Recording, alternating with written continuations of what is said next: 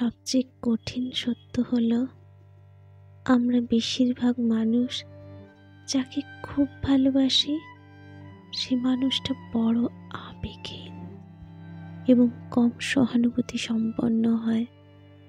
আবেগহীন, অনুভূতিহীন মানুষগুলো সব সময় আবেগপূর্ণ মানুষগুলোকেই পছন্দ করে, কারণ তারা নিজেরা কাউকে ভালোবাসতে পারে না বলেই অনুভূতিপ্রবণ মানুষগুলোকেই বেছে নেয়, যাতে তাদের জীবনে ভালোবাসার অভাব না হয়।